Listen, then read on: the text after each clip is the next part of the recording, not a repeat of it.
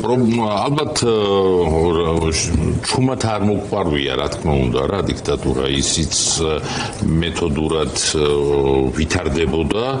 და მაქსიმალურად ცდილობდა დაერწმუნებინა საზოგადოება რომ არაფერი პრობლემური ამაში არ არის ასეთი ტიპის შეზღუდვებში არ არის პრობლემური ის თუ მაგალითად დაიხურება მედია საშუალებები საერთოდაც უკეთესია თუ დაიხურება იმიტომ რომ მშენებლობას უკეთესად დავინახოთ ამას გვეუბნებოდა წლების განმავლობაში ხო ეს ხელისუფლება ზოგადად ხელისუფლება ნებისმიერი ხელისუფლება ცდილობს საკუთარი უპირატესობა წინა ხელისუფლებასთან შედარებით აჩვენოს მაგრამ მერე რომ ამაში გაერთობა მერე შექმნის აი იმ ხაზს და იმ ხატებაში დატოვებს საზოგადოებას რომ წინა ხელისუფლება უარგეს იყო და თვითონ უკეთესია მერე ისეთი რაღაცები აკეთა რომელსაც უკვე საზოგადოებას აღარ ქონდა რეაქცია ხომ აღარ ქონდა რეაქცია მე მართლა ვწუხარ იმას რომ ჩვენ საზოგადოებაში არ იყო მასობრივი აღშფოთება იმის გამო რაც ავგან მუხტარლეს გაუკეთეს ხო არ იყო ამაზე ვერ გააცნობიერა ხალხმა რა ჩათვალა რომ ეს ასე შეიძლება მოხდეს იმიტომ რომ როდესაც გესაუბრება ხელისუფლება რომ მე ყველაფერს ამას იმიტომ კი არ ვაკეთებ რომ მე ჩემთვის მინდა არა მე ეს თქვენი უსაფრთხოებისთვის მინდა და აჯერებს ადამიანებს რომ შეიძლება ეს თავისუფლება შეწირონ ამ უსაფრთხოების რაღაც ქიმერულ იდეას და თავისთავად ეს უსაფრთხოებაც არ მოაქვს და აი ეს ქრესტომატიული ფრაზა ხო ფრანკლინს რომ თუ თავისუფლებას და უსაფრთხოებას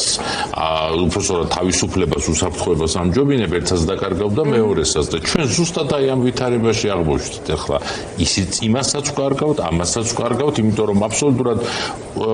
საფრთხის პირობებშია სახელმწიფოებრიობა ერთი მხრივ მაგრამ მეორე მხრივ პერსონალური თავისუფლება საზოგადოების თავისუფლება თავისუფალი განვითარების მატრიცა რაც არის ისიც მორღვეული აიგრძელოთ ანუ ახლა საუბარი იმაზე აწევენ თუ არა იმ ტვირთს რომ ეს დიქტატურა პრაქტიკაში აღასრულონ თორე ფურცელზე ხო მაგრამ რას ვარქმევთ ამას ახლა ჩვენ ვუყურებთ ზიან მაღლობელის პროცესს ეს ხო დიქტატურის პროცესია ეს ხო დიქტატურის რეჟიმში მიმდინარე პროცესია ასე ასამართლებზე 60-იან 70-იან წლებში ჟურნალისტის ზის ციხეში მოსკოვში ასაც გვაჩვენეთ მოდი ახლა ავიღოთ აი ამ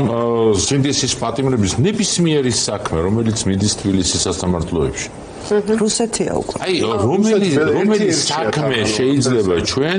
რაიმე დემოკრატიულ ტეზზე გავატაროთ რომელი საქმე მედიაზე როცა ვლაპარაკობთ თან რაღაც მარტო მაღალ მატერიებზე არ არის საუბარი და მაღალ მატერიებზე ვსაუბრობ ადამიანების თავისუფლება შეეხება ეს ხო რომელი რძის სკანდალი რაც ახლა იყო და რაც მედიამ გახეთქა ანუ საქმეებთან დაკავშირებული ძალიან ყოფეთ საკითხი რომელიც შეეხება ამ ქვეყნის ყველა მოქალაქეს ჩვენს ქართული ოცნების ამომრჩეველს რა თქმა უნდა როგორ შეიძლება რომ რაღაცა ხდებოდეს ქვეყანაში და ის სერიოზულად ეხებოდეს არ ეხებოდეს ქართული ოცნების ამომრჩეველს და ქართული ოცნების მოწინააღმდეგეს ეხებოდეს ასე არ არის მოწყობილი არსად სამყარო ხო რაც შეიძლება აწერდნენ ეს მიხეილს დიქტატურას ეს კითხვაც ჩდება ხო ვინც დარჩა მათი მომხრე მაგრამ მათაც დიქტატურის ყველაზე მნიშვნელოვანი მკვლევარი არის უპასუხისმგებლობა როდესაც მე ვიხსნი პასუხისმგებლობას და ვამბობ რომ მე მოქალაქეს ეს არ მაწუხებს მოდი ამან გააკეთოს და მე ვიქნები ჩემთვის და დიქტატორიც ყოველთვის არის ბედნიერი ამ დროს, როდესაც ეუბნება რომ კი ბატონო შენ თუ პასუხისმგებლობას მოსწრებ, მაშინ არაფერზე არ დაგაკისრებ ამას, შენ თავარი იყო ჩუმად, იყო წყნარად. აი ეს გაჩუმების, ეს დაწყნარების პოლიტიკა, რომელიც ჩვენ გზადაგზა გვხდებოდა, ხან ყვიროდით, ხან ჩხუბობდით, ხან არ ყვიროდით და ზოგჯერ ვერც ვამჩნევდით, ხომ? აი მან ჯანმრთელად გამოიწვია ის, რომ საზოგადოების რაღაცა კრიტიკული მასა პრაქტიკულად ამ უპასუხისმგებლობის რეჟიმში გადაიყვანა. ამას როგორ ახერხებდა ბუნებრივია, ახლა ამას დიდი ცოდნა არ უნდა ეს. არა, ეს დევს, ეს არის აპრობირებული, ეს ხომ მით უმეტეს იმ საზოგადოებაში, რომელიც ჯერ კიდევ გამომდინარე დემოგრაფიული სურათიდან ჯერ კიდევ ითვლება პოსტსაბჭოთა საზოგადოებად, ხომ? იმიტომ რომ ამ საზოგადოებაში მეხსიერება საბჭოთა კავშირისა ჯერ კიდევ არის. და არა არ იმისი უარყოფა რომ აი ეს რაღაც ვითომ ძველ და კარგთან მიბრუნების რეციდივი, ამას ძალიან კარგად იყენებს დიქტატორი. ამბობს, ხო, აბა რა, ვიყოთ წყნარად, თავარია არავის თვალში არ აი ყველაზე ცუდი ლინგვისტური თამაშის შესთავაზა, ხო, საზოგადოებას უთხრა რომ მოდი აი მე მშვიდობას გთავაზ. მშვიდობა კი არა, სიმშვიდე შესთავაზა საზოგადოებას და სიმშვიდე კიდე არის